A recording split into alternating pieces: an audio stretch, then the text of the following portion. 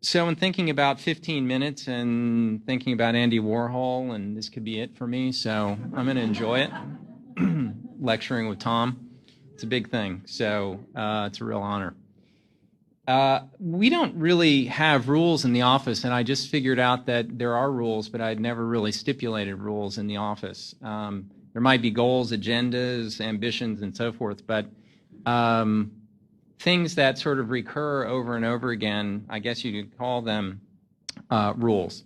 And I also realize that they're relatively consistent, and I kind of put this relative term in there just to kind of obviously say that anytime you make a rule and it's out there to be broken and so forth, but to a certain extent I want to kind of build up those ideas tonight. And there are a few of probably what might be a few hundred possibilities to kind of articulate either the limits or the ways in which we're going to kind of approach projects.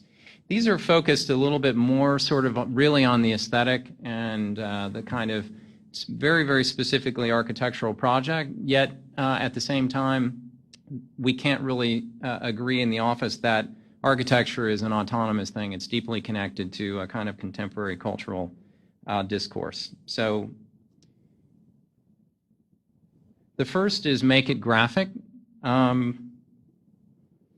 Make it graphic. Graphic essentially is a term for explicit. And being explicit, no, I hate this.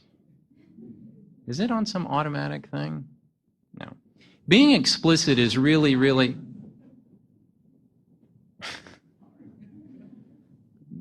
this happens all the time. Oh, okay. It's all given away now. Oh, bummer. Bummer, bummer, bummer. Okay. So being explicit. Explicit in kind of contemporary culture and the term the graphic usually revolves around a lot of things, but sex and violence are two areas of concern, especially not only in the journalistic and documentary world of real events and real occurrences, but in cinema in particular, their attempts to produce, let's say, an aestheticization of violence. And one of the early ones was Hitchcock in Psycho, in the famous shower scene with Janet Leigh. Now, maybe a lot of you know that Hitchcock actually had to call in a graphic designer to design the sequence, to actually map it out, storyboard it, and to do it in such a way where, of course, the only blood you see is a little bit sort of swirling down the drain. You see a profile of the knife and so forth, of which I'm sparing you all of this because I'm really not a big fan of graphic violence myself. Yet it's a moment to kind of talk about the nature of the explicit in our contemporary world, and I'll make an argument for how our work essentially stands relative to the idea of the explicit. But curious that in this one signature scene, graphic designers came in, famous graphic designers, to kind of argue that the way in which Hitchcock said, film your love scenes like murders and film your murders like love scenes, this kind of curious palindrome was very, very important, and it had to be played out in a very, very extreme kind of graphic way. In 1969, Sam Peckinpah made his signature movie as well, The Wild Bunch. It was a remake of The Seven Samurai, a loose remake by Kurosawa, who also in his film, like Peckinpah, used slow motion in more or less the end conditions of the main kind of fight scenes. And if you've ever seen The Wild Bunch, used cutting like crazy. I mean, it's a double entendre at that particular level, but he used slow motion in the kind of drama and the aestheticization of violence in a hyper-graphic way. And to the extent that simulated violence, think of Tarantino, Kill Bill, his new one, etc., generates a real feeling in you versus what you know is sort of out there in terms of true explicit graphic conditions. That's the interesting thing about architecture, because it's artifice, but in itself is a real signifier. Now I'm particularly more inclined to kind of look at, let's say, something more purely aesthetic, an almost effete version of the graphic in cinema through Antonioni. This is a still from Leclerc.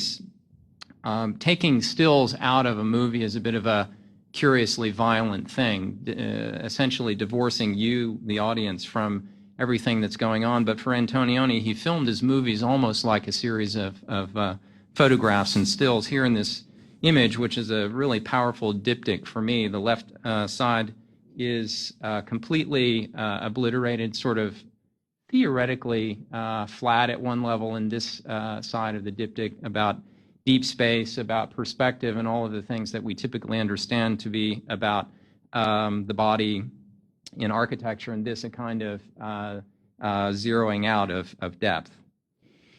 This sequence in a Bourse in the early part of the film is quite powerful because Antonioni tracks the camera around this giant stone column, and in this case producing essentially a kind of tripartite image, a kind of moment where these two characters split in half. There's a symbolic aspect to that because they'll get together later in the film for a while, and then they won't get together at the end of the movie. But the abstraction of space and the kind of blotting out of that space with that column centrally located in the image, clearly it's a super graphic way of dealing with space. And the curious thing about Antonioni is where he was vague was in the story, where he was vague in what people were feeling and thinking, very little dialogue, yet it played out in an incredibly precise kind of graphic realm. I would say that's very analogous to what we do, which is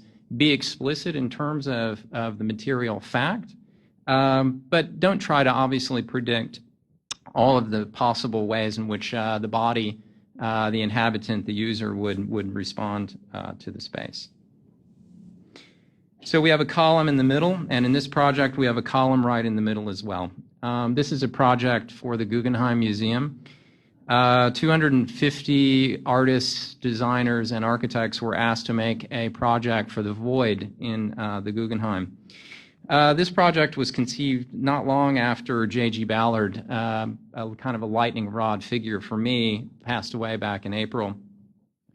To make a project about the 20th century, the crowning achievement of kind of Wright's career, 1959, not long before he passes away, to kind of drop the most, still today, spectacular artifact possibly of the 20th century flight, here in its kind of new 21st century version, an Airbus A320, the biggest airplane, scarily big, the biggest thing that I could possibly think about putting into the space.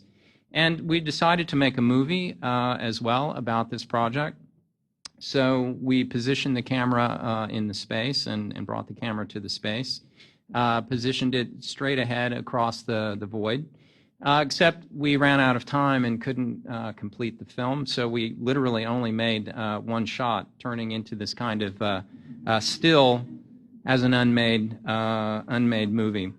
Now the virtual part of the project is that it's impossible to obviously imagine that an A380 would ever be in the void. And I wanted to make this project the most real project imaginable with a found object of incredible size and proportion.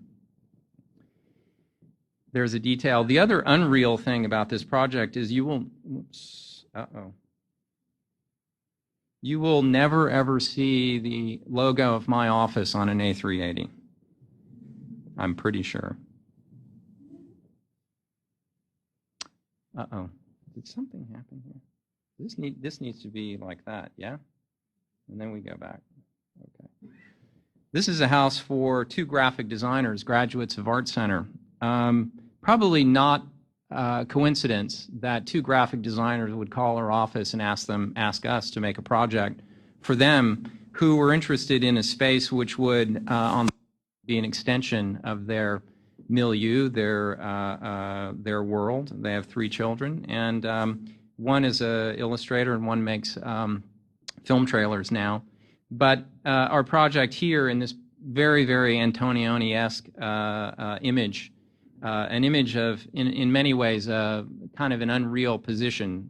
We have an 8x10 camera. The perspective is flattened as much as possible, and we're obviously looking at the relationship like the diptych. The area of incredible flatness, which is only going to articulate its profile, and the depth beyond, and all of these profiles, which are actually working to become vision openings to look at this very, very big coral tree, which is 65 years old and almost like the sixth member of the family. The love for this tree is incredible. So the relationship between the idea of the fixed and the graphic and the projection of a kind of a depth of space is something that we learned very, very much in that work.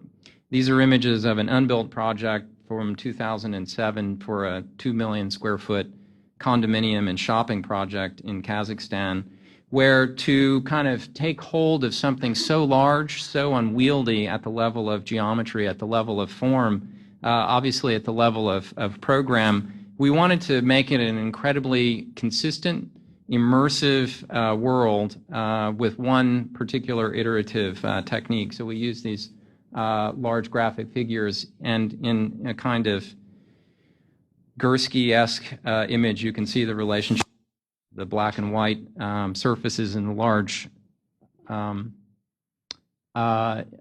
sort of incursions into this otherwise straightforward graphic field.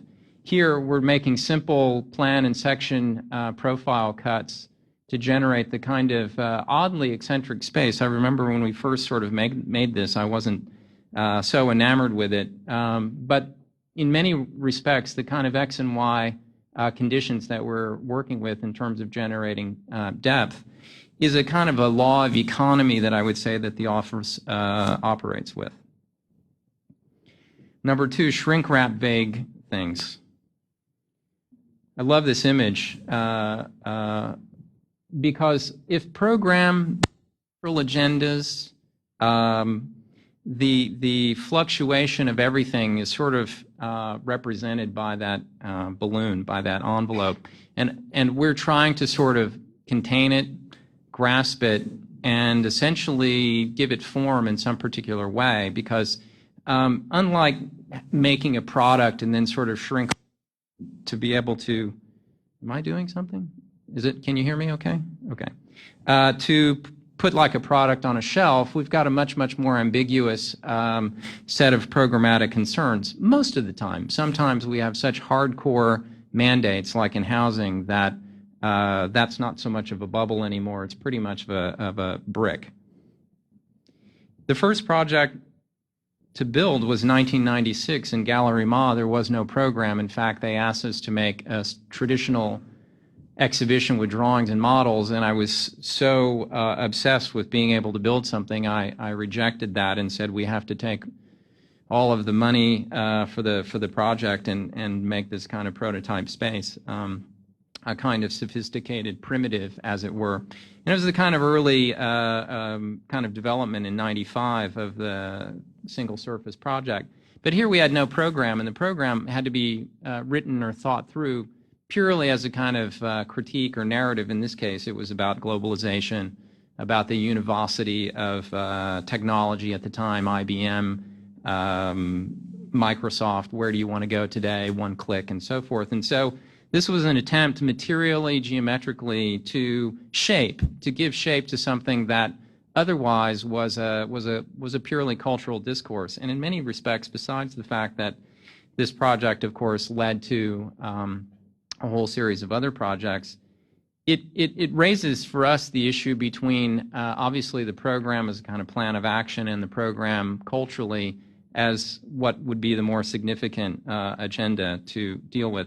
Similarly, this installation at SciArc in 2006, light became the kind of project to wrap, and in this case, instead of making an opaque envelope, we're looking at a kind of frame to articulate limits for which within a kind of suspended field are 226 lights. We ask ourselves if the lights are sort of dense enough to fill as a kind of conceptual solid this frame.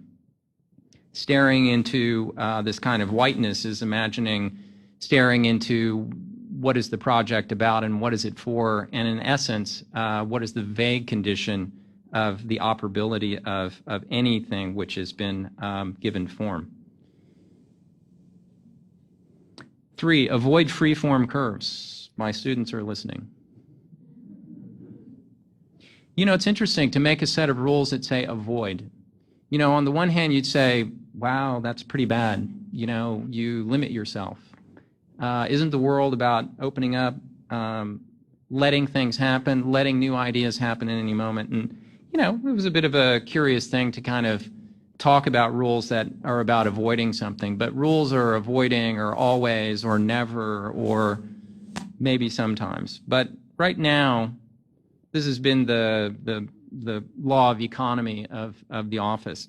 And the reason why, I think 2 things, why we would avoid that. Number one, they're really hard to sort of discipline and build. When we did Gallery Ma was just a series of extrusions, but the impulse and the impression was to produce a project which with less effort would produce the greatest amount of impact. And I sort of realized that actually producing in built form with a level of rigor and precision that I was interested in, I didn't have the opportunity to do that. And it led to this idea of avoiding. And avoiding at the same time for us, to me, has no limits in this. This is an image of the Endeavor screening room. It's in Beverly Hills. It's a 54-foot facade for a talent agency. And here in this particular image, with a series of 2D profiles, obviously of the front facade,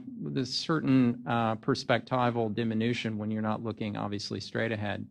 A kind of deep field of radial conditions, a curve in plan, a curve in section, a trim in section to be able to see very, very explicitly, super clear in the knife cut of the thickness of the ceiling surfaces, a monochromatic infill.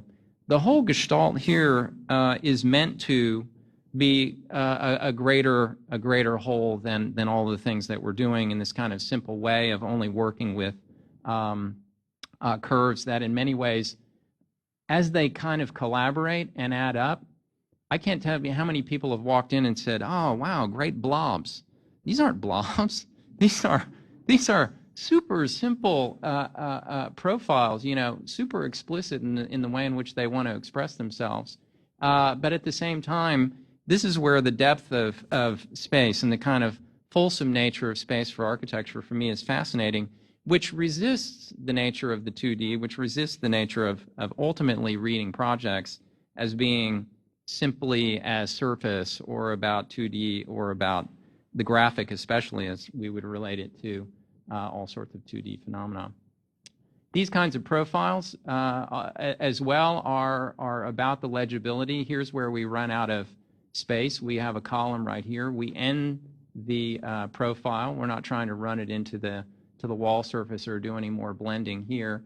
This is a clerestory which simply is doing its job. And this third bay of the ceiling is also collaborating with that trim to be able to let the light in. And in this small installation we did in 2008 in the Museum of the City of New York, very, very simple set of profiles, made more complex on the one hand by the kind of transparency of the frame and the growing level of perforation at the top. And this is a competition we did this summer for Poland in a curious kind of historical site where the kind of limits and the conditions of this big plate, which we wanted to make, in this case, a single-story exhibition building, that would be a kind of collaboration of figures on the one hand that would respond to the programmatic nature of the project, but also like the previous projects. Okay, I can't move forward now. It's going to like jump ahead 10 slides. Let me try this. There we go.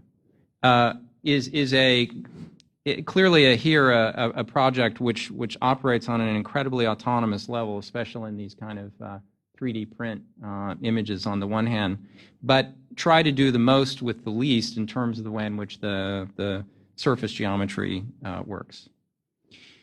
Number 4, there's always another option. I think this is probably a rule for everyone.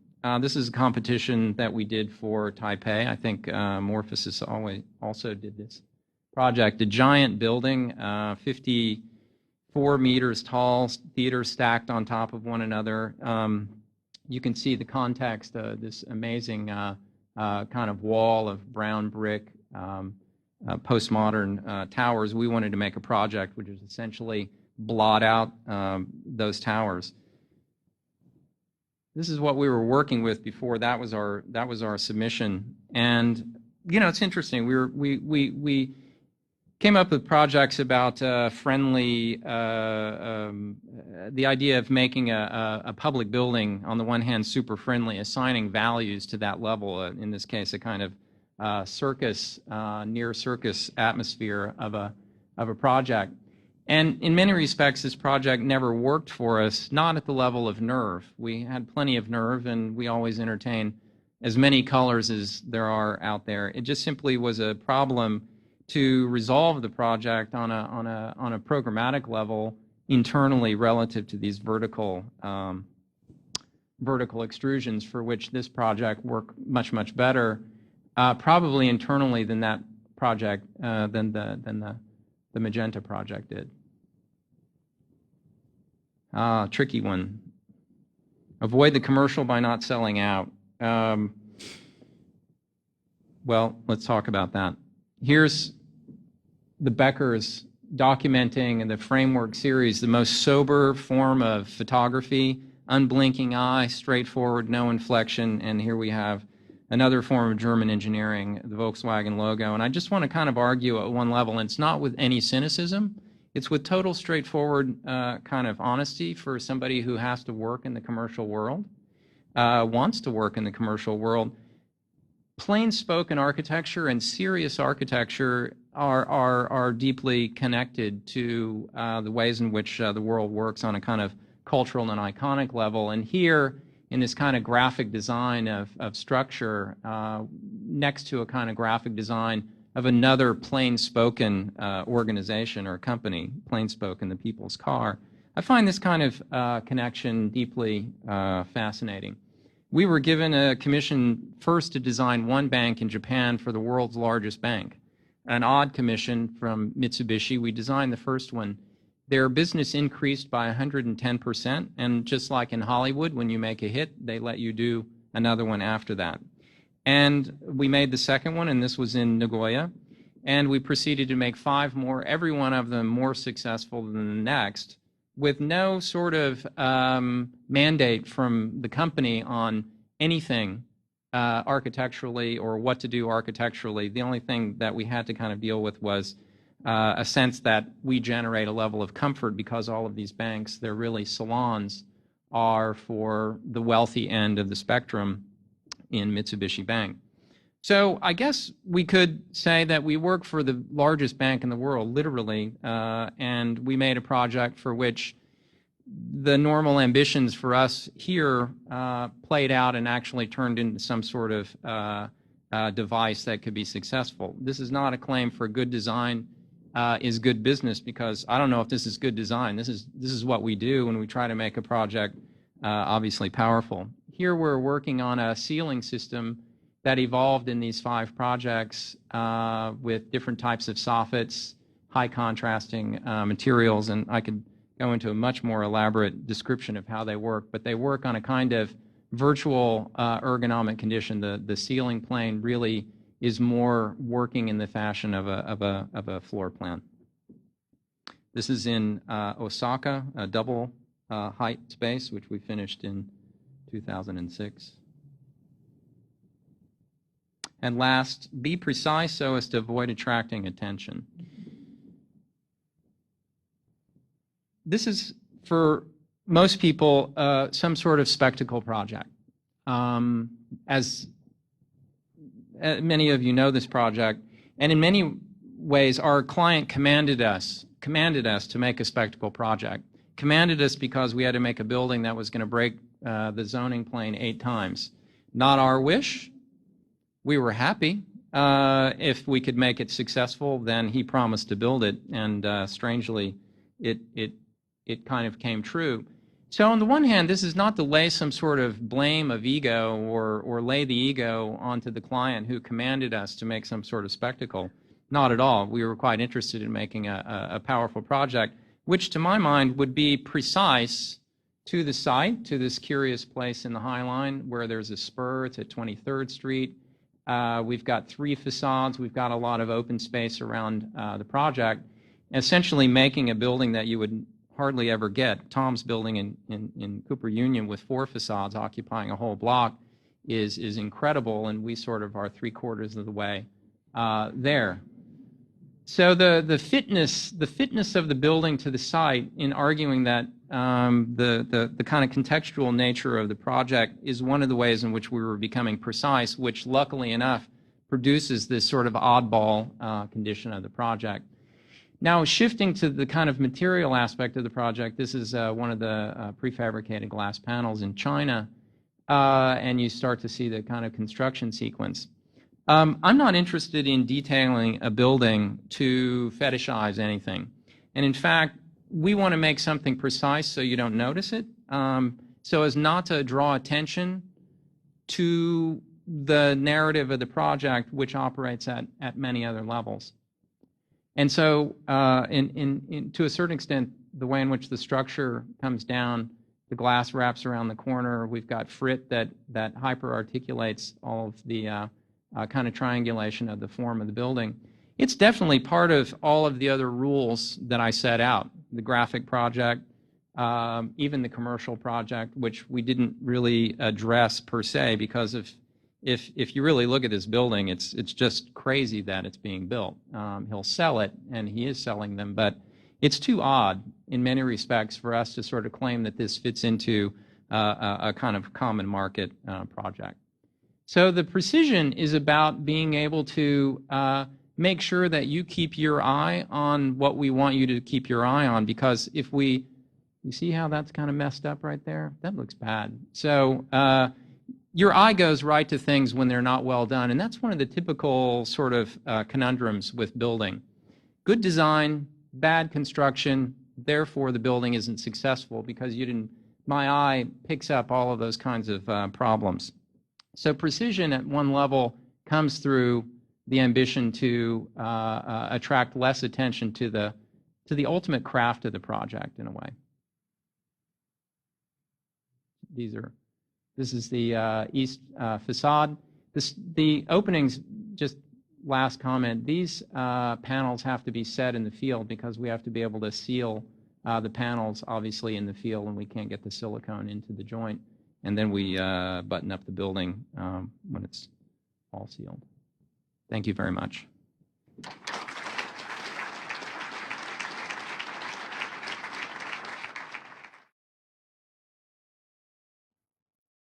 Neil, I was taking notes while you were talking.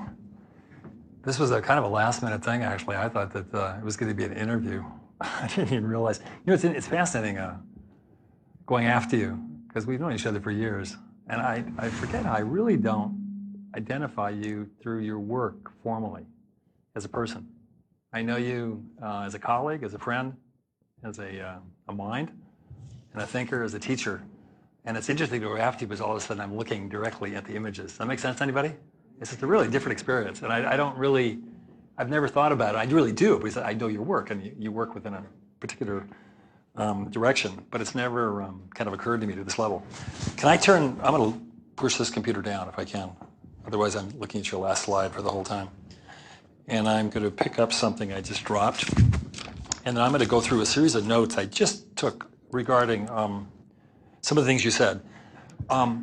15 minutes, maybe 20, 100 images, but I'm going to talk about just simple ideas. And I'm going to take you really quickly kind of through this stuff. Craig? I can do it. Funny, you started with rules. Interesting.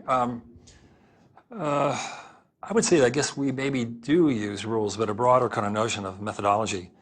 And there are two things that happen that will be consistent through the work, is that I'm fascinated in a kind of a search for method, and a particular method that's interested in kind of multiple systems, and that's you could call maybe combinatory systems that develop a certain level of complexity and to deal with complex problems.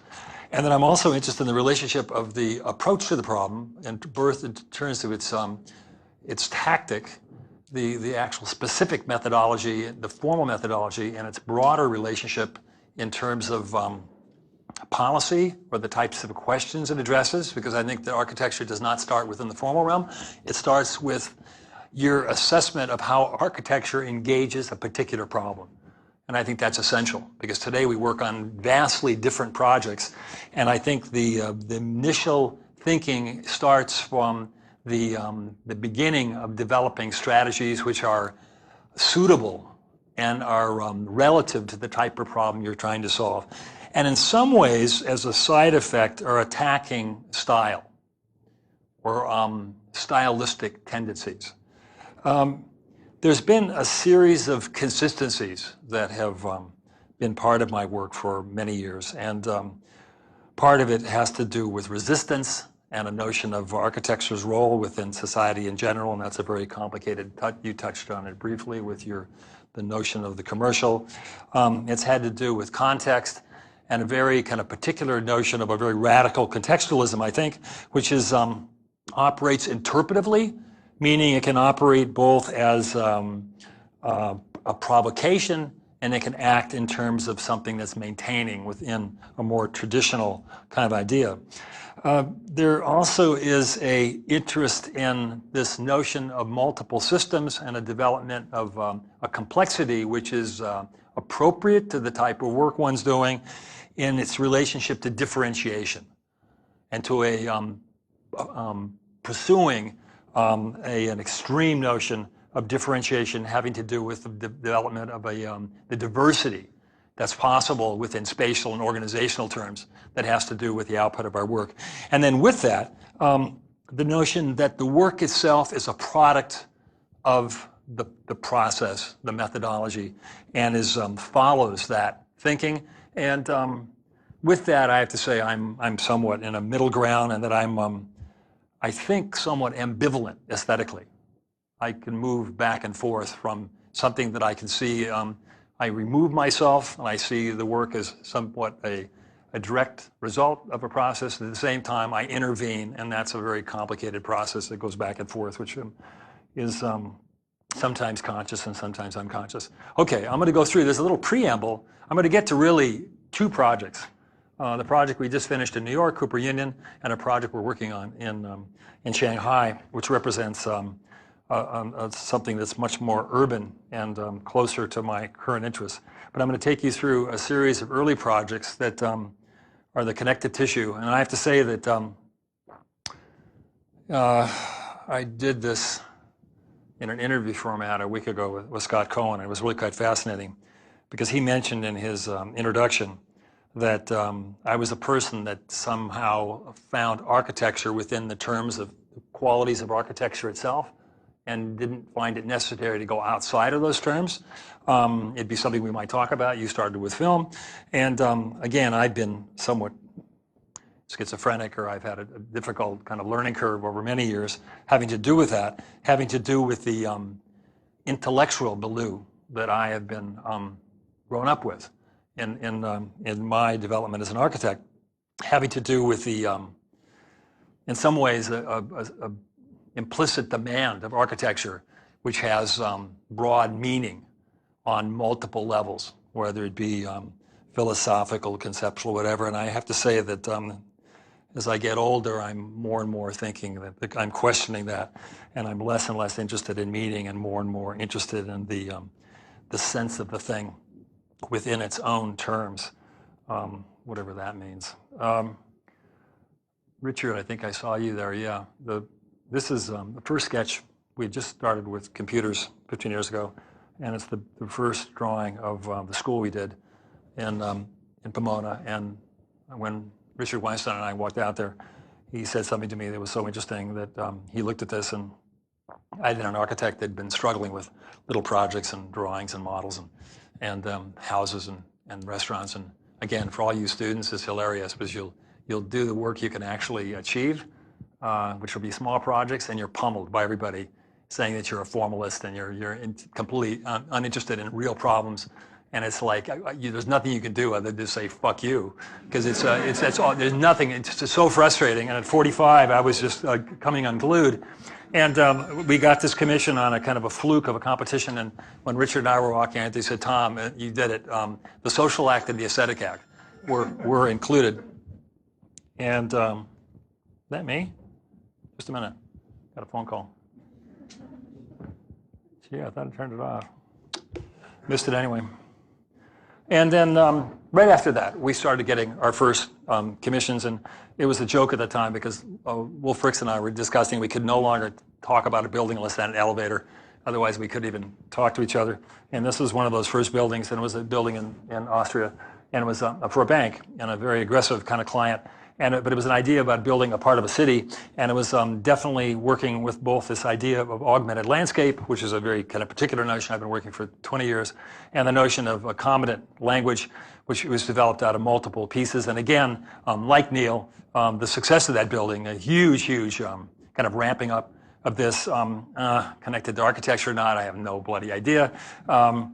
We did another building in Udine, Italy, and we're now moving more and more into a hybridization of building, landscape, and infrastructure, where all of them can participate at a more and more equal level. And we're working with this notion of augmented landscape, the multiplicity of ground as it's articulated. One's moving within this new articulated ground, and one gives very particular perspectives from that ground of the overall complex, which is urban and its center. And again, in LA, for something that was much more singular, but was seen as a series of fragments, that had to do with the direct relations to its urban circumstance, which included the broader diurnal cycle of the city, and one that was trying to bring an energy and a life to the kind of passivity that Los Angeles has in the city. And then directly after that, the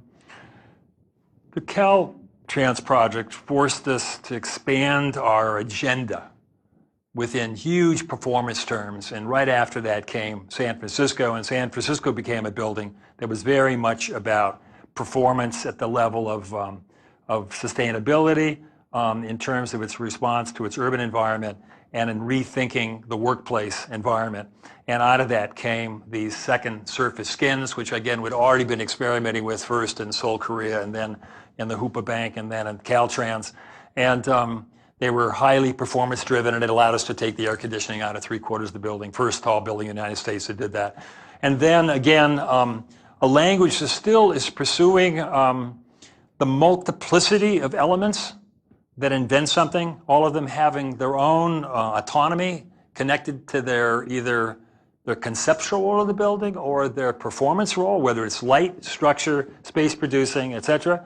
And out of that comes the gestalt, the totality of the space, but all having to do with the multiplicity of systems versus the singularity, all having to do with the understanding of our world, let's say in biological terms, is having to do with the interdependency of and the complexity of systems that make up our world.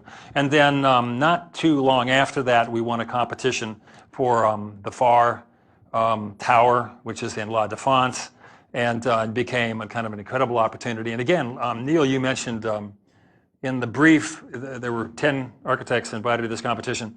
They actually asked for an icon. And I have to say I was quite bothered by that and not at all interested by that part of the brief. But it's going to be an icon only in the sense that it's 300 meters and the tallest building in Paris, and it's inescapable in terms of how you see it. We went to work on it like a huge amount of our work. It started urbanistically.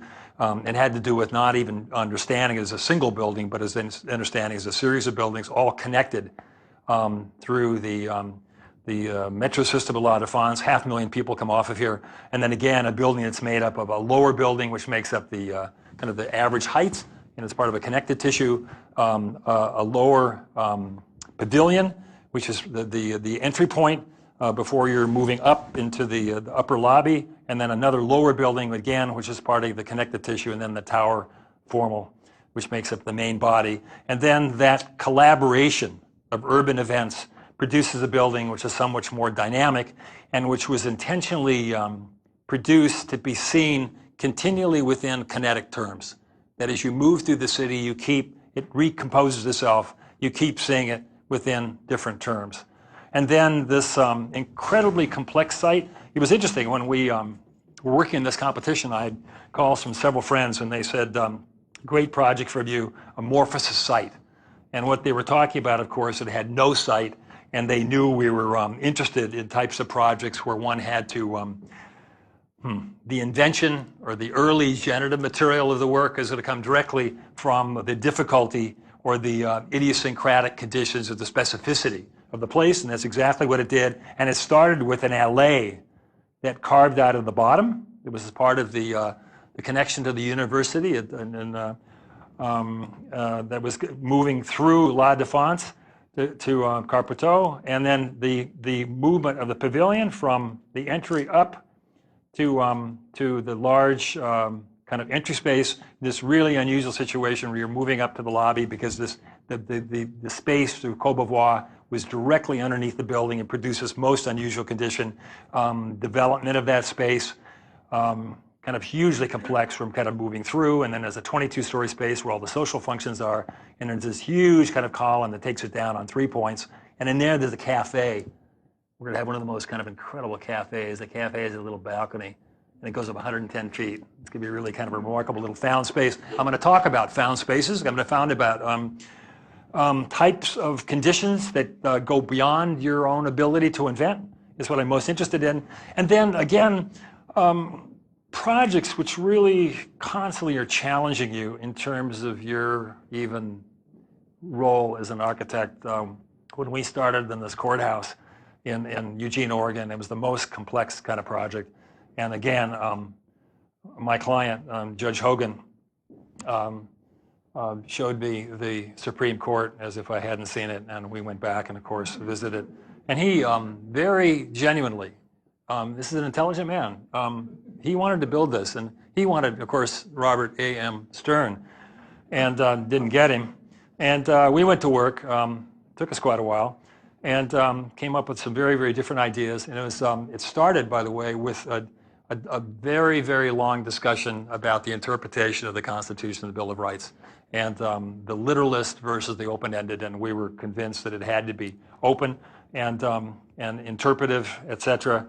And we ended up with this, and it has huge numbers of pieces which interpret the court system, starting with the stair and the piano nobile and the colonnade, and we could go on and on.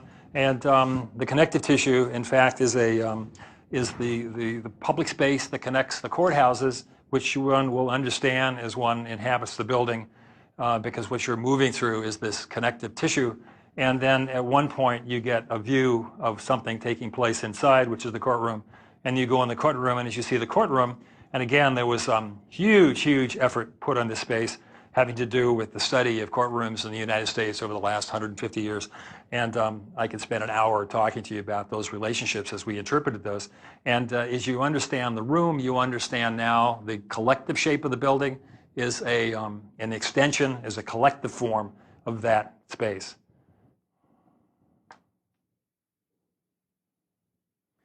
Where am I? Oh dear.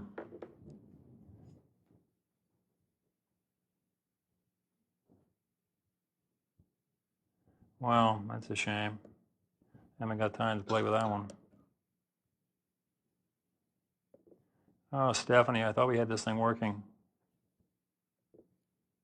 Oh, I got to advance it here, don't I? That's too bad. Shift a bit. Got just a few minutes. 2 two very different types of projects. Ones that are highly developed, and the ones I show you are that have huge amount of programmatic data, which are limited in interpretive terms. And this is one of those projects. And one has to literally locate the territories that represent architectural exploration. And this is one of those projects, and what I was going to show you there is the lab spaces, the classroom spaces, and the offices for faculty. And you'd see that a huge amount of it is a given, and it's literally unchangeable to some degree. And out of that comes kind of the territories, and this one is going to have to do with the public space. And in this case, we really rethought the notion of this second skin, and it had more to do with the expression of the public spaces and the suppression of the day-to-day spaces, the offices, et cetera. And it takes the intellectual and creative energy of the school and puts it on the street. And it opens up this space, and it's a vertical piazza. The exits are on 5 and 8. It's a skip stop, which we've been using quite a bit. And it's going to be very much promoting transparency and openness and connectedness, both in an urban sense and in terms of the academic program, in terms of the relationship of architecture, art, and engineering, which is so much part of Cooper Union.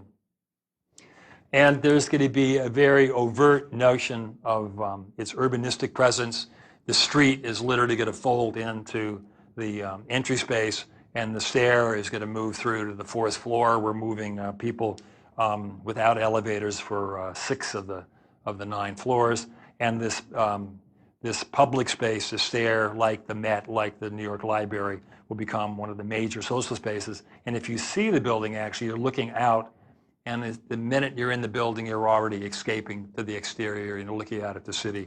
And the notion was that there's a continued relationship between inside and outside, and that we completely broke down this notion of the interiority of the project, and one is always connected to the city, again, looking down through that space to the kind of entry portion, and again, across at the park, and the foundation building of Cooper Union proper, and then the development of the space as we were looking at huge numbers of reiterations, which were trying to both form the figuration and the coherency of the space, and at the same time maintaining the transparency, which was so necessary for the academic kind of rules. And this is Caltech, but we use some of the thinking that came in the space at Caltech, and here we are now, and we're building this frame. Here it is in construction, and there it is as we're looking up through the 9 stories from the lobby. And again, looking at these 2 pair of stairs that are part of this open space. It was interesting because originally the space was much larger, and it kept getting tighter and tighter based on the demands of the program. And finally, it ends up being the stair and the space are vying for the same territory. And I think maybe it ended up being kind of a more interesting solution. The stairs are also lanterns. They're lights, the space, and again, looking down. And then what became a project in itself is that the environment, the diagrid, forms the formal order of the stair. That each of the stairs operates off the line. Each of these comes off the surface of the diagrid. And the relationship between the formal structure of the stair and its environment are singular. That the environment is the DNA matter, the generative material, right, of the piece itself, and that's continuous. And it made each stair unique and idiosyncratic, and as one moved through the space, which is extremely kind of obvious as you're moving through it. Okay. Oh, yeah. We couldn't unpark it, but we thought it was a reasonable comment. Okay. Last project. There's that I'm going to show you is a project which allows us to kind of really think about these terms of combinatory and the notion of maximizing differentiation and the notion of a complexity and of a found conditions that go beyond a priori thinking that come out of method that are impossible to, there's too much information, to preconceive. The first one is in Cincinnati, and we had the kind of a very interesting project of filling in kind of the space I'm showing you. And we were the last of a $2 billion capital campaign program, and he started with icon buildings, and Peter Eisenman and Michael Graves and Frank's over here, Gary, FOG, and Shumi's here, etc. Gautami's here. And at the end of it, they decided that really they were going to start a new kind of direction, and they wanted to really look at buildings as connective tissue. And here we are, and that's the found stuff. And now I'm looking at various systems, both in a conceptual, organizational, structural sense, and in terms of various performances, and I can build up, well, and they operate at different scales. So some of them are operated at the scale of the urban event, and some of them operate at mid-scales, and some operate at much more localized scales, and I'm developing a language which has the possibility to develop a response.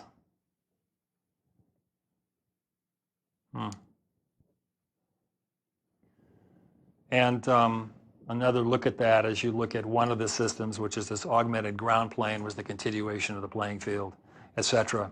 And we can now allow us to make these extremely complicated. It's a housing, academic space, the main recreational facility, the main food facility, and the infrastructural system. And it allows us to produce something of an enormous complexity, all of it attached to found conditions, all of it more an interpretation of those found conditions than an invention or something in between. The street, the connective tissue leading from the new campus to the old campus, a piece of San Gimignano, if you like. And then this continual relationship between things and this ability to produce radically different spatial types having to do with the urban condition and the demands of building of this scale that are looking for differentiation and that are looking in some way to be mimetic of the city developed accretionally over time, and to have very different temperaments and very, very radically different behaviors and characteristics having to do with their purpose. And now, let me see if I can get this one to work. Okay, I can. Okay, the last project. It's a project in Shanghai. It's a campus. And parallel to Cincinnati, but it's pursuing a ground strategy. That's something that, again, I've been working with, maybe the most kind of extreme in that case that I've had to look with. And again, I'm able to kind of look at the terms of these different systems, and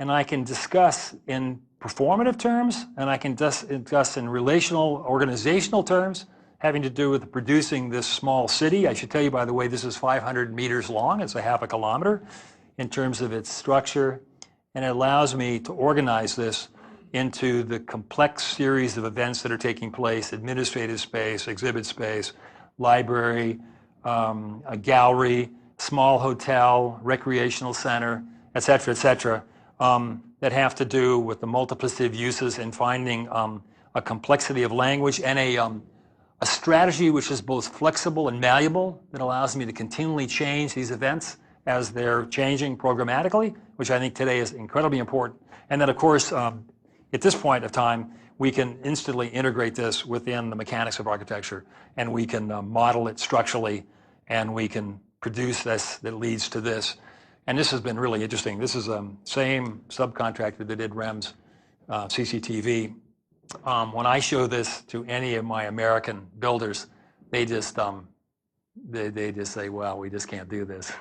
And we drew every stick, and this is a complex building, and you're looking at just a little handful of thousands and thousands of sticks. And it's a continuous flow at this point from a broad idea through the tectonic process. And here we are, and it gives you an idea of some of the scale of this construction. And so here we are with this new grounding that makes the focus of the work. Here was the work a couple months ago. And again, this is a a theater piece.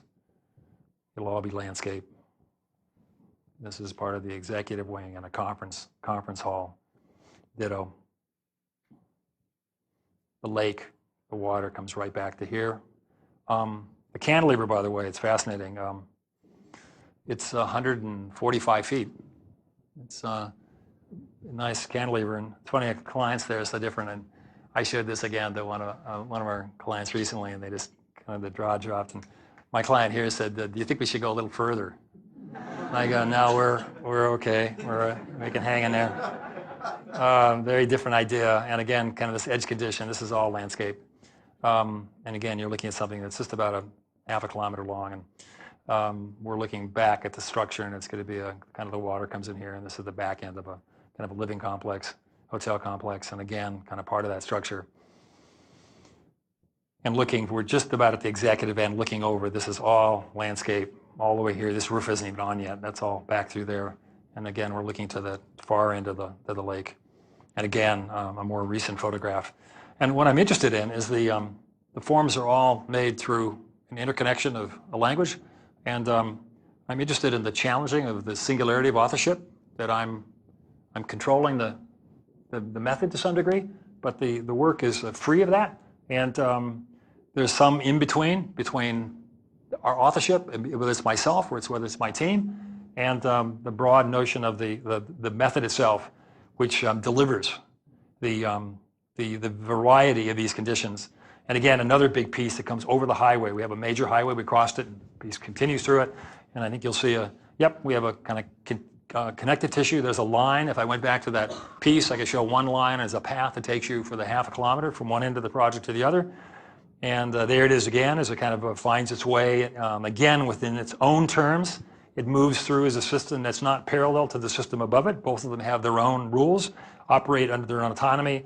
And again, in a piece further back in the structure between two of the elements, again, each of these elements having its own kind of discipline, its own set of rules, both in terms of an organizational sense, in terms of a performance sense.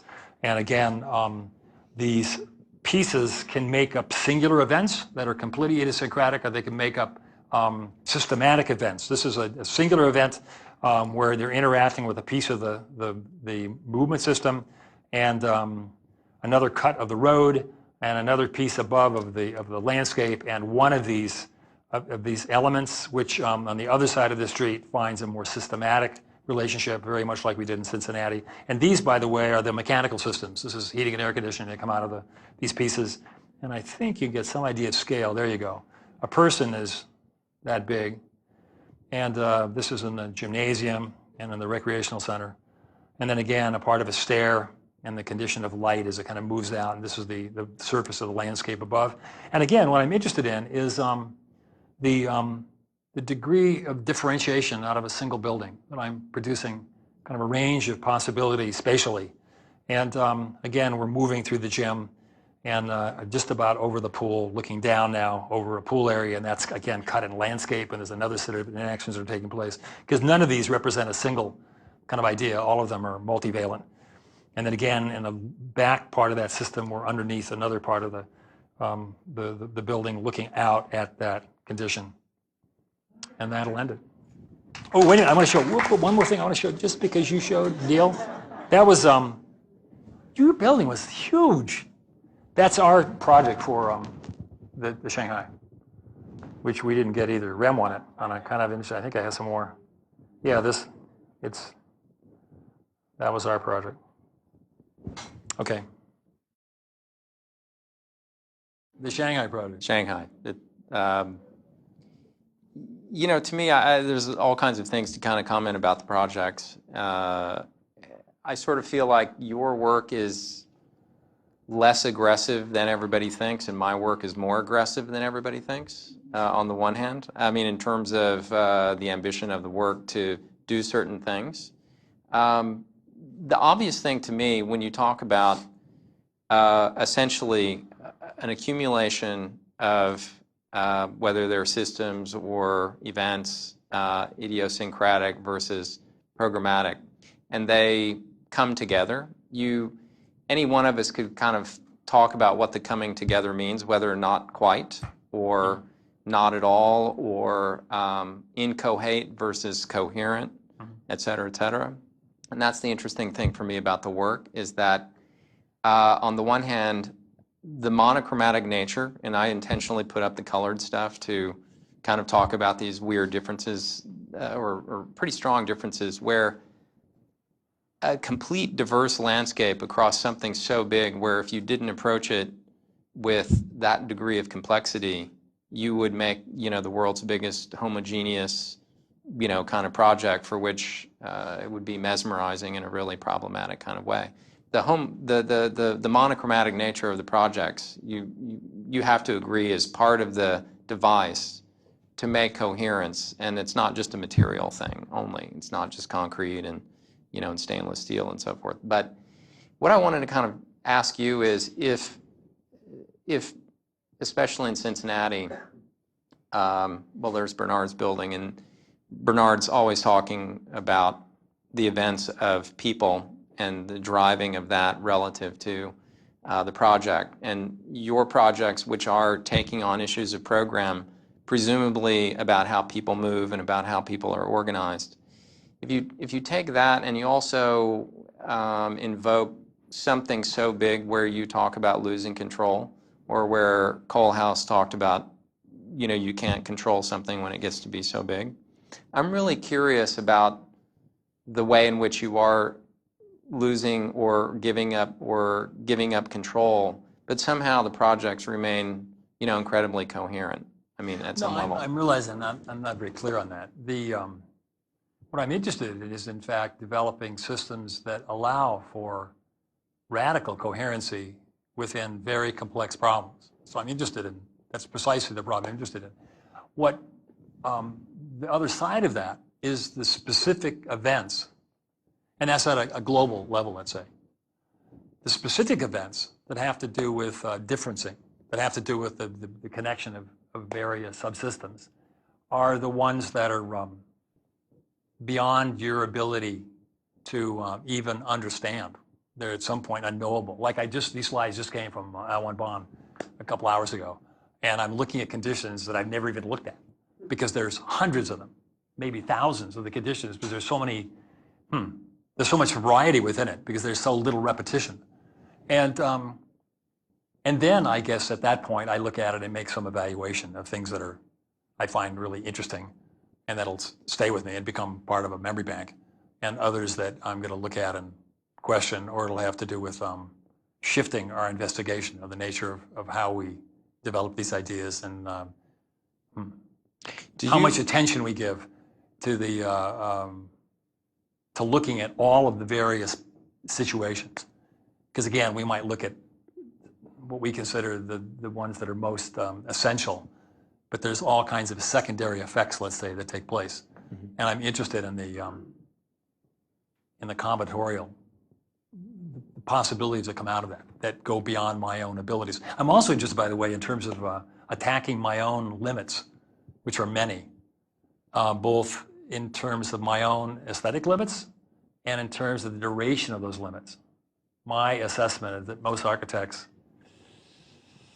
somewhere between 50 and 60, you're done. I think it's true. You use the same ideas. I think most of us have kind of a single idea, actually, and it's happened in the 20s, and you keep working with it, and it depends how intelligent you are. Keep nurturing that idea to, quote, reinvent yourself. But I think if you're interested in writing more than one novel, meaning if you want to be a professional, you have to tell more than just your story. Everybody has one novel. It's their story. That you have to understand the methods by which you work, and you have to understand the location of your work. And of course, teaching is a huge part of that, because all of us, that teaching is a way of constantly exploring and challenging your own, right? Your own limitations. And depending on where you are in your development, it changes over time. The early stuff, you're experimenting, and you don't know what you're doing yet, and you're probably the best teacher because you're experimenting with your students, and the students know it right away because they're looking at it, a curious mind, and right? And they're with you. And then later in life, you're a little more successful, or you're a little more confident, or you've developed another set of abilities, and you're in some middle ground. And then later, you're probably still now searching again because you realize you're facing repetition. You think that? Because it also has to do with another question that I was going to ask you. I think it's also connected to style. Where do you enter the problem? Because that's what I would ask you. Because we work, I think, quite differently, actually. I hadn't realized. Because I would have said your work starts more, it starts with an architectural problem, and it starts with certain, it's funny that you said you don't use rules, and I said I do use rules. And we could have said just the opposite. Sure. You could have said you use rules, and those rules show up quite transparently in the work in terms of the continuity of the language. Right. And I'm saying I do use rules, and you might say there's less continuity, less control. Well, I mean, if you take Cooper, for instance, which is obviously much smaller than the Shanghai project, and if you approach it from the same point of view that you have a matrix. Here's program structure, the limits of the site, budgets, et cetera. It reminds me of, the lunar module, which I studied at GSD. They did all these schemes with incredible ergonomics, right? An incredible, program. And they put them all out there, and I didn't know this, but basically, there was an aesthetic component to it. And they chose the one they liked because they all worked fine. And when you get to the kind of sum total of everything, I'm curious, when you have a model in your hand, is it fair to say that you're looking and you're judging the kind of gestalt thing? Because the talk is more like, I'm looking at everything independently, and I let things happen, and I want to let things happen, and that's where the kind of giving up of control is. Where for me, it's much different. Right. It's more like deprogramming most of the people you're working with, because they want everything to fit, whatever fit means. They want everything to operate. They're finding something. They're always looking for homogeneity and a more obvious connective tissue of the 5 things on the table. And I'm always going, no, they're always different, because that's the idea, because each one is pursuing its own autonomy. And luckily, a lot of that autonomy is driven by performance. So the line that moves people has a set of rules that's different from a structure, or a structure that's made into a shape that also, like the cones in this case, that also hold mechanical equipment and shorten the spans because they're holding a meter of earth and on. And this is 5 meters, that span and that shift in the steel represents $5 million, $10 million, and it becomes a reasonable kind of thing to deal with. But there's like hundreds of those that happen, and then you look at it reiteratively, because we work radically reiteratively. We're looking at dozens, many dozens at each project. Like the funnel I showed you for Cooper Union. Is Natalia here? No, Natalia we probably did 2 dozen schemes for that before we can kind of solve it both in economic terms and in pragmatic terms and conceptually, and et cetera, et cetera. And then later, the idea of the stair actually being generated by the diagrid became, I don't know, some way in the middle or way in the late middle of the process. And you just keep asking questions in terms of the relationship of things. But the relationships are more, what are they? They're structural, or it depends on the system you're talking about, I guess. Each of them have their own set of requirements based on the role that you're asking each of these subsystems to play. For me, the idea of resolution is not only at the level of like image resolution, but the resolution of a project, the turning of the corner and so forth. Like, you look at my stuff, it's like all figured out. And nothing's wrong with it. There's no problem. Nothing's sticking out. Nothing's misaligned. Or if we want it misaligned, it's super intentional, because it's not a kind of sum total project in the way in which, let's say, the fissures and the gaps between organizational devices are, for me, really interesting, because it's a signal of somebody who's rather free with what they do, free but not loose on the one hand. Whereas for me, the limits are really obviously incredibly strong, and your work it has something to do, not formally specific with Mariah's work, because when I look at a lot of his stuff, especially in a kind of plan-dominated, kind of stacked-up world of either structure or program or surface, that in the wrong hands could be just, you know, really problematic project, an aspatial, collage-oriented project. And with your work, somehow all of that becomes coherent.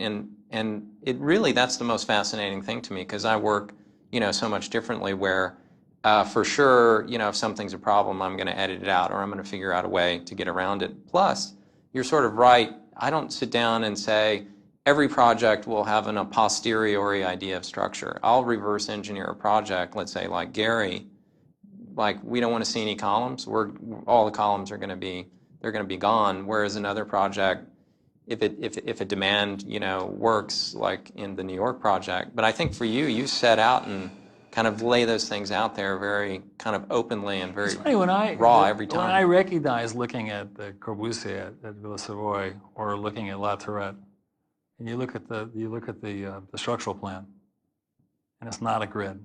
That funny piece left out in Villa Savoy, and that little column that's kind of shifted over to make room for the. And you go, huh, this is interesting. You look at La Tourette, even more interesting. He's got these sets and they're round, long pieces, and all of a sudden this moved and shifted. And I remember the first time I was talking to one of my first partners, Jim Stafford, and I were looking at that and talking about it. And the discussion was Corbu was inventing his own rules. He was inventing the method of what architecture is or isn't, and he was inventing the rules. And somehow he just intuitively understood that since he was inventing the rules, he could change the rules, or he could use the rules in a way that were useful to him, right? And it wasn't literal. Which all art is never literal, right? And it was just startling to me, and I believe that. And then with that, of course, is there's also kind of a toughness, which would also be a dialogue that I'm aware that my buildings are somewhat ugly. They're awkward, they're tough, and I can't escape that, and that's my problem. It's kind of adolescent at this point. And there is a kind of a fuck you, and that I'm demanding that you deal with it on the terms of architecture, and I refuse to give in to making something beautiful within a traditional sense. And it's funny, I was in India over the holidays. I'd never seen Chandigarh, and we went to the Taj Mahal and went to Chandigarh and back again, and it's fascinating because the two of them are just nothing's changed. It's classic. One is pure concept. It's so fucking tough. It's just amazing. The other one is decorative. It's Beverly Hills. It's an east side of it's upper east side of New York. It's just beautiful materials.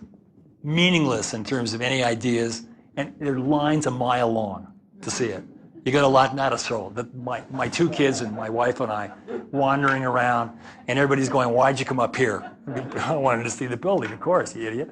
And but and somehow the strategy, the open-endedness, the unfinishedness, the material, all kind of combined to I don't know, to allow me to just look at architecture in its pure sense. And I know that's a fairly, I mean, it's kind of silly in a way maybe, or it's something maybe that should be the conversation that goes beyond that. I'm not sure it's, does it at worry, this point. Does it worry you that you built enough to the point where nobody thinks your projects are ugly anymore? You know, that's actually interesting. I would argue that that's the case. You know, the Far Tower got me a little is crazy sort of, that way. it's a Because new everybody framework. liked it, and I'm going, I must be totally losing it. I don't know. Maybe actually I'm saying this purposely. It's something I'm thinking about, actually. Whether it's time to explore different parts of my personality. That, you know, you got to realize that I'm 6'5". I grew up in Los Nietos, Santa Fe Springs. I moved here when my parents divorced, and I was 8 years old. First time I went to school, I'm in junior high school. I'm 9 years old. End of grade school or beginning of middle school. Get the shit pounded out of me. Take my coat, take my jacket, take my bike. And so I grew up in this kind of weird environment. And I was a kid that arranged flowers for my mom. And I got to decorate the house, and I took the role of my dad, and I got to design the garden and that kind of stuff. And I was this very, in California sports culture, I was complete klutz, total not a sports guy, not even vaguely. And so I grew up in a kind of environment that's had an effect on me, for sure. And And that I'm sure that some of this is a response to aspects of your personality that have to do with that kind of reading of that quality in a man, right? That type of aesthetic that's probably I'm still resisting. But it can't be all personal. I mean, are you sort of saying that there's not a political agenda to it? Of course there is. I mean, can't you say that? Oh, that's another conversation. Of course there is. In fact, I've been really lucky, insanely lucky, of kind of falling into work that I'm very, very comfortable with. And it happened absolutely by circumstance. I can take no credit for it whatsoever. It took place. And in a culture that has no interest in public work, and a culture that has minimal interest in the civic nature, the social, cultural nature of architecture, that it's not even understood. It's not a value in our culture. And I've been very kind of fortunate to do some work, tough work. I mean, it comes with other problems for sure. That has broader meaning, political meaning that I can fight for. I don't know. There'd be a discussion with these guys if Are there things that the new generation? Let's start with you. I'm the new generation. Are there values that you fight for that are values of architecture, and where would that begin in given the culture we live in today, especially in this country? See you, Sylvia. Let's use the convenience of the New York projects. I think you and I and Frank are the only people they let into New York from LA to do a building. That's right. So, wait. In fact, my project is the end of the commercial boom. My project could be put up as a sign form for excess, for globalization gone mad. Yep. All now dramatized by this crisis. Other architects, well-known ones, done these buildings. You did a project for an institution, a private school, on a public site. I mean, on the one hand, culturally, in theory, both the two projects are at the other ends of the spectrum. Yours is good, mine is bad. Now, I say that to kind of dramatize that, but I agree with you. I want to argue. No, I don't agree with the way you said it. I agree with the statement, how it's perceived. No, I think that's an incredibly complicated process at this point in time. When I did the school, my whole thinking changed of what I was going to be as an architect when I finished the Diamond Ranch. And I realized that I was headed off a course, and I was being compared to a Steve Hall or a Todd and Billy.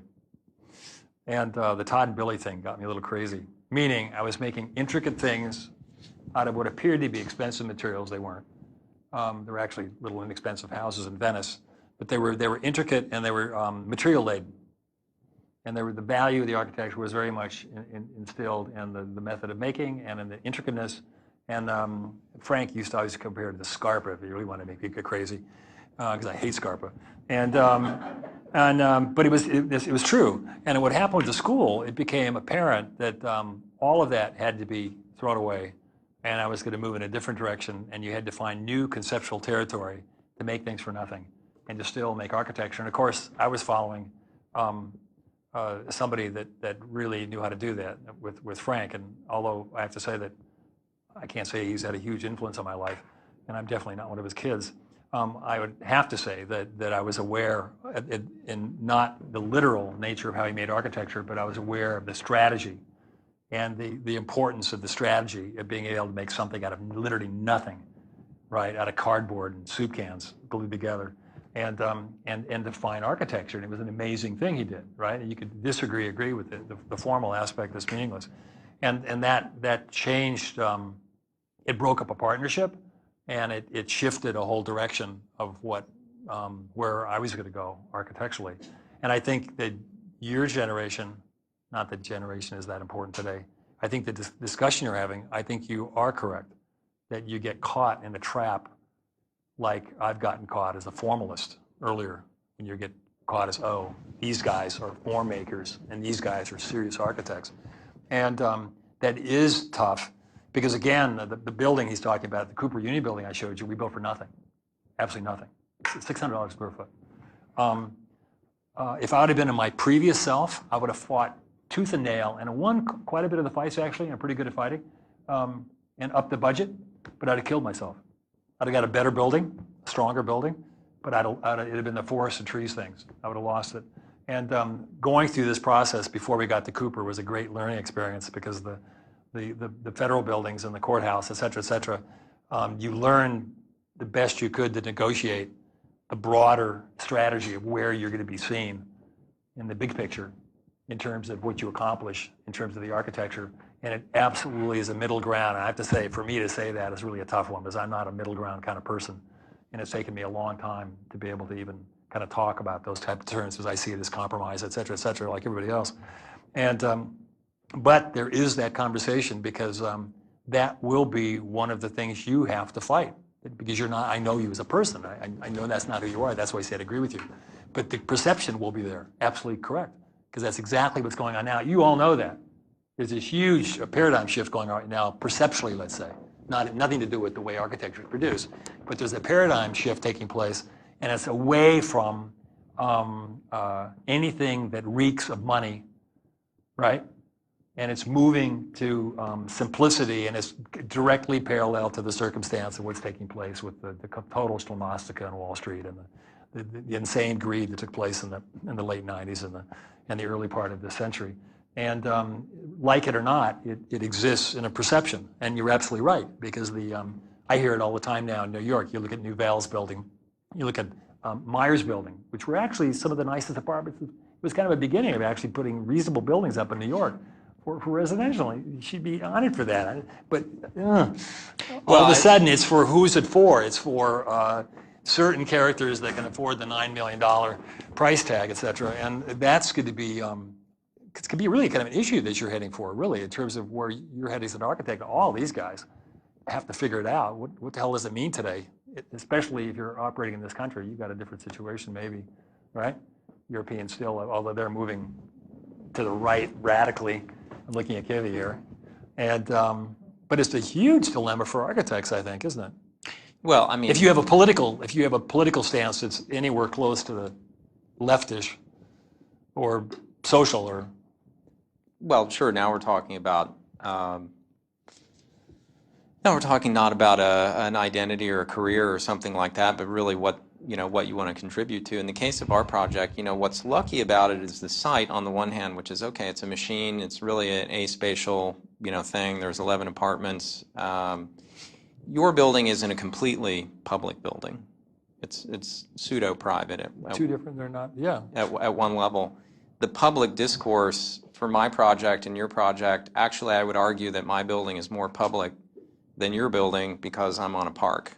And it's not about more or less. It's just sort of saying that with the way in which the High Line is going to work, it's like having a building on Central Park, not in terms of status, but in terms of the way in which it's going to influence space. Now, I think your project, where it is, because the relationship to Cooper Square, to the Foundation building, and even to that hotel next door, which I don't think is a great project for sure. Your project is at one level. I wouldn't ask you to kind of admit that it's some sort of hyper-contextual project because I think it designs itself from the inside out at one level, and the nature of the facade is really an expression not about what you would perceive from the outside, really, but a kind of direct expression from the inside. Whereas my project, I'm working pretty hard to try to make the project make a discourse publicly because otherwise, the building doesn't do that. Now, if it was another building in Chelsea that didn't have that kind of context, I might feel a little less sanguine about the idea of the building as a public discourse. Got lucky, with this really, really weird site. If I'm lucky, no one will ask me to do another housing project in New York. I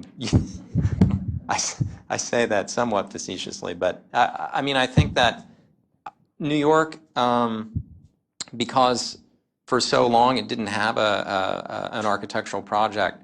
I guess I'm just trying to kind of argue that at the very least some of these projects, and I would put ours in that kind of class, do talk about a public discourse other than that of wealth, other than that of designing for people who you'll never know or have any relationship to, whereas you can talk to students, you can talk about the nature of engineering, you can have a strong identity with them. I think that lack, of a project like that you had is the biggest, sort of lament, I would say. But from a New York point of view, from a public discourse point of view, I think I would put my project in your class. In other words, I set up the opposition of good and bad, but I'm obviously trying to kind of make a case, at some level for its value at some level, because otherwise it goes straight into what did we do as an architect. We got a lot of intelligence over 5 years in terms of how to build a building. So from a personal point of view, of course, I want to leverage all of that into, projects that don't discriminate in terms of, program. But that's why you can't. There are projects that are not comparable. I started by talking about that you develop the terms of which the architecture is participating in the project. And your project is a completely opposite. My project is a huge amount of public space, and there's opportunities that now you can use or not use, right. And there, you can identify with the way we've done it or not done it, and you can develop a critique on that. But there's no question that it's part of the public armature. Yeah. And your building is, by its nature, has to be more object-like, right. And its delicacy, its refinement. Its intelligence, its facility, are all That's what a major it is. part of that. That's what it is, Yeah. and it would be the same. So it would be totally unfair. You'd want to look at it next to Richard Meyer's building or Dubell, right. and look at, okay, given housing and the constraint of housing, which are essentially incremental cells, right? That we have either nothing or very small public space. That what are the opportunities working on a project such as that? And which are the opportunities that are extended beyond the program, where you can manipulate or you can somehow operate on the form in an urbanistic sense that allows it to participate in something that wouldn't be predictable, or to in fact engage that public in a way that challenges the notion of housing as a type, right? That wouldn't normally be found, which in New York is really difficult to do. Yeah. Right? I mean, there's very little architecture in New York to start with, which is kind of amazing. Were you going to do a residential project in New York? We were going to do. But not anymore, right? Not at the moment. Maybe fortunate. Not at the moment. Oh, we were. But I don't know about you. It scared me. We were going back and forth, do it or don't do it. It's funny, if you look at the register, I've known Lebbeus Woods for years. If you go to the extreme, you're Leb. You don't do anything. You don't. To do work in this culture is the whore, and so you just don't do it. You draw. But then you get so frustrated that Lebbeus is insanely frustrated. He never built a building. But he's on the extreme one edge of it. And at the other end, you're one of the H firms. What is it? HHB, HLC, they're all H, is all I know. And there are any H firm people out here that I've insulted? You just produce work that's business. You want Spanish, you want it to look like this or that, it's okay. I'll do the best I can. And no, nobody should be proselytizing on this territory. That's a struggle everybody has to go through. How do you somehow work within the difficulty of our commercial world and produce something of quality? That's probably the single biggest problem, the most complicated problem that everyone in this room will have that's starting architecture. That's the tough problem. Tons of talent in this culture. Look at the total output of this country architecturally. Furugawa, the photographer, Fuchie, stopped by a couple months ago, and he was asking us, can't find anything in LA right now. What can I shoot? And he was unheard of to him that he couldn't find buildings that were he called them at the dwell level. Hope I'm not insulting anybody else. A whole series of projects that get a certain level, but nothing kind of really interesting. And he was used to finding buildings in the States for years and years. He's been a proponent of, especially Los Angeles. And there's this, it's not the people in this room, it's not architects. I mean, everybody in the world comes to this country to be educated, including this institution. It's the culture. I'm working with somebody I won't name right now, and he just draws the plan for me. And he's a very, very powerful person. And he just draws it and says, do this. And he actually does it to other very, very good architects, and they draw it. And then you get to say the stair is red, or it's yellow, or it's blue, and walk away and hope you got one fucking big fee. Because that's what it's going to be about. And we live in a very, very tough culture to produce work. And I don't have to tell anybody here that's an architect. It's a struggle. That'll be your biggest struggle. It won't be your capability. It'll be living up to your capability. It'll be the hard part. Yeah? I mean, that's you're just at that age. Are you 50 yet? Slightly above 50? Slightly? Oh, man, it's so tough. 45 to 55 is just, man, it's tough. Because it's just that in between, you're getting really close there. You're just about there. I can. And you've done it long enough where you're like, I'm ready already, right? You're like, you've been around for a while. Just to kind of anecdotally talk about this, and I might have mentioned it to you when I walked through Cooper back in June. I was walking with Pavel. I don't know if he's here tonight, but I ran into one of the clients along the way, and I was introduced to him, and we chatted for a few moments, and he was incredibly happy and excited. The building is incredible. I was going through all of the kind of minutia of the way in which the project works, the kind of radiant ceiling system, really, just fantastic. And I can't remember how I was talking to the client, but I said, yeah, it's really, great that you hired Morphosis. And he said, well, they were really the only ones that we felt comfortable with. And I wondered on what grounds. And because, comfortable is, you like his stuff better than who was it, Zaha and who else? Zaha and us and then the two of us. Just the two of you? Yeah. Weren't there Mineo was in there too. Mineo. Okay. Really, the answer was, we didn't really care about the whole aesthetic thing. We just trusted Thom more than Zaha to deliver the project. Well, that's a scary thought. That's the truth. That's what he said. And I said, wow. And he goes, well, yeah, we really like it, but it's on time and on budget. And I was talking to not a bureaucrat, but obviously not somebody who was, let's say, like some of your other clients you may be, referring to, who want to arbitrate, something on a deeply personal or aesthetic level, or see a mirror in you to them or something. This was an institutional client, and I think that's fantastic because at one level, it's a story about, well, I guess, what does it mean to be a professional or something like that, and we've heard stories about Frank on time and on budget to a certain point where the proposition sort of goes away. When I did my banks, I couldn't believe that they didn't scratch their head and go, what are you doing, in this space? Because all they saw was, 110% increase. It must mean something. And that's not outfoxing, the system in a way. But at another level it is, by being incredibly forthright, about what you do. And that I could tell very clearly was the case with Cooper.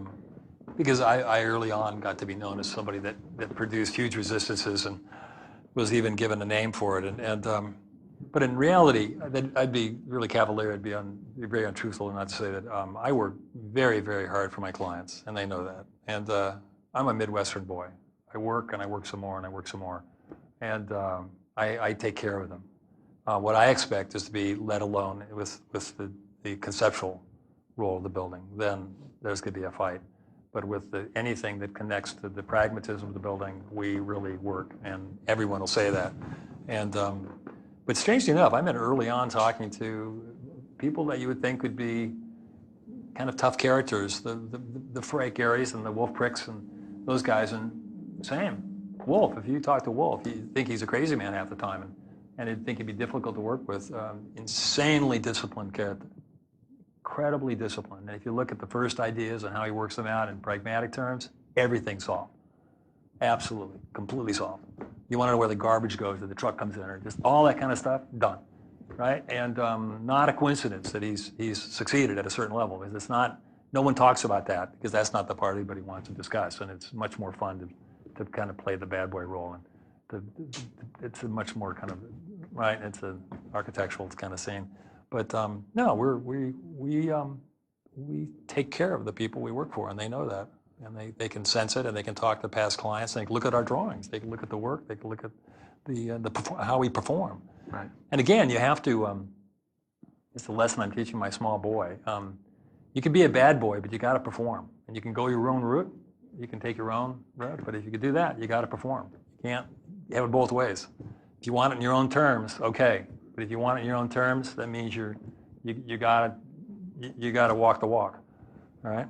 And that goes without saying, and it's why that you want to develop a foundation, and that has to do with an immense amount of discipline, because finally there's no architecture without the discipline you're talking about, and it's how you want to use that discipline. There's a huge range of what that means in terms of your the output of that discipline. I think we should wrap it up. Yep.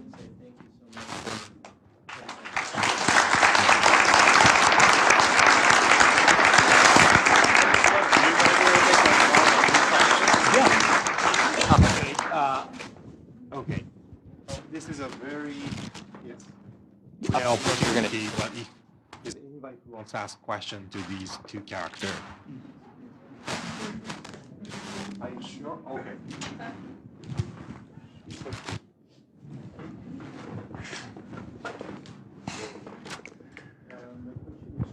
Thom Mayne. Hi, Thom. Hello. I want to turn you back 20 years ago when I was taking your studios here at UCLA. You mentioned about the main influences in your work. On one hand, you mentioned the language, the vocabulary, the text of Peter Eisenman. And when I was listening today to you, it's obviously there, Thom. Obviously, how you express yourself graphically and verbally is obviously there. On the other hand, you mentioned about not an architect, but you mentioned about sequencing architects. You mentioned about Le Corbusier, Richard Meyer, and Morphosis. The way of this sequence, the way how you develop it, this kind of poetics of architecture, again, you can appreciate it's obviously there. Can you kind of clarify a little bit about this two different ends and the principle? No, but I mean, I think all of you here are, the literacy in other architects is actually a complete necessity. It's funny, when we were looking at the big railing on Cooper that goes up the stair, I joke with people. I ask them, okay, where'd it come from? When I was at Harvard, I was called the peace thief, because I love absorbing stuff. And so I went through a Stirling phase, and I went through a Rossi phase, but then you keep looking. And so someone will talk about Frank gluing a glass on the wall, and you go, oh, that wasn't Frank. Who was it? It's Leveren's last work at the church. Simplest thing, he took glass and just put it right on the brick. Fantastic, right? Whether it was simultaneous, well, it was considerably before Frank, but whether Frank knew it or not is irrelevant. It's not important. But you of course, you develop a visual literacy, and so you look at the railing, and I'm going, okay, quick, what is it? It's a scale of Renaissance detailing, which is the scale of the size of the space, not to the human being, and it's Stirling at Stuttgart, which was magenta, right? That piece. And I think you're constantly aware of aren't you? We're not inventing stuff. We keep transforming stuff, and at some point, if you transform it enough, it becomes, I guess, what you call yours or something, if that's meaningful to you. And but it's all transformed, and I don't know. Don't you stay alert and you absorb stuff continually, and that stuff finds its way in your brain, and it's not quite. You don't even know how it's stored. It just shows up at odd times when you just do something, right? Something comes out, because architecture is mimetic. It's like it's language, right? And so Peter Eisenman would be one of the few architects which I was absolutely looking at and thinking about, who operates off of operational strategies. And there's not too many architects in this country. It would be he and Bernard Schumi, and then I'm done in terms of people that operate off of those types of systems. And again, so that there's going to be parallels, and then there's going to be huge differences in terms of how he uses that system. I'm interested in something much more fluid. His is set in place and it's fixed, and I'm interested in the malleability of the system. And again, but you use that as comparison. You have something to work off of. One last question. I'm wondering if you could just comment on whether or not, maybe your perspective, the work could get too big. The work could what? Get too big. I mean, I'm thinking about the space capsule to the city. I mean, could the work get beyond the way you want to work? And if so, how would you know?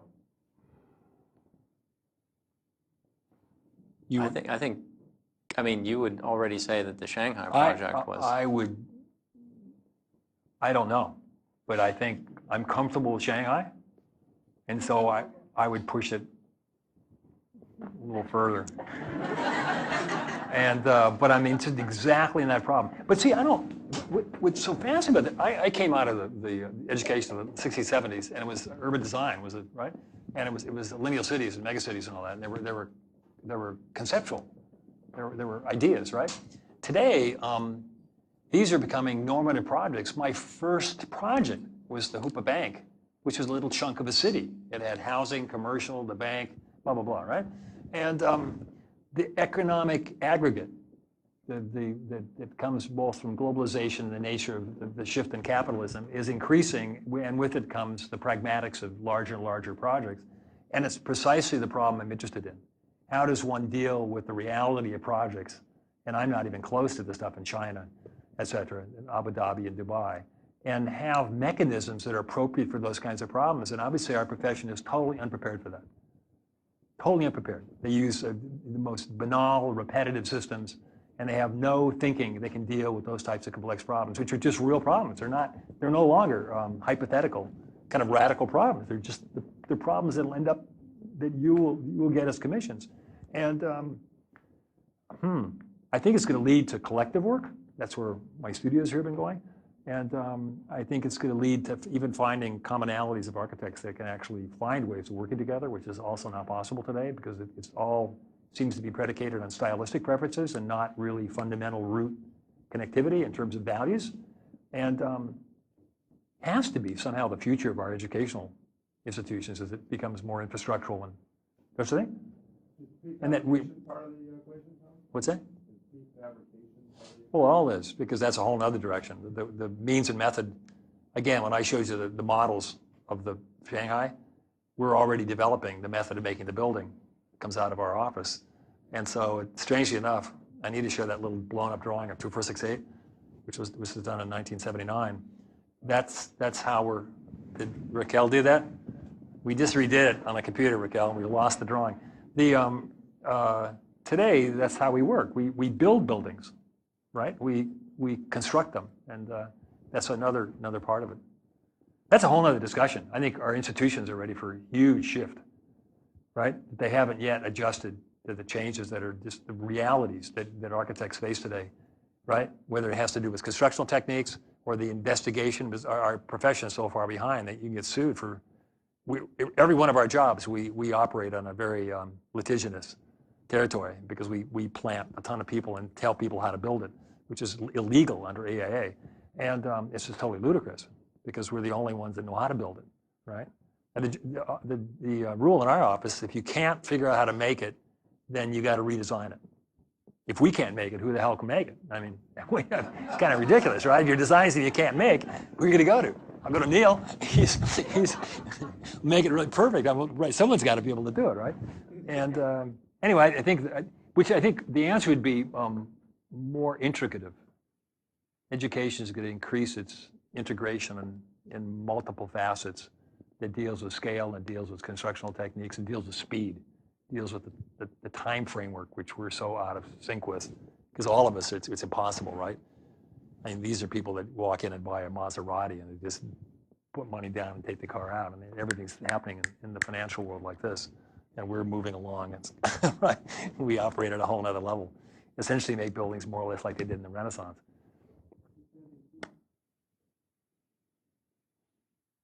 Okay. Okay, thank you very much. Thank you.